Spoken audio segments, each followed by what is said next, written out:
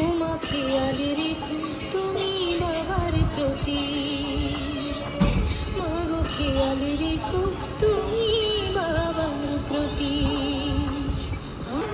তবে কেন কান্না চোখে এই কোন অনুভূতি?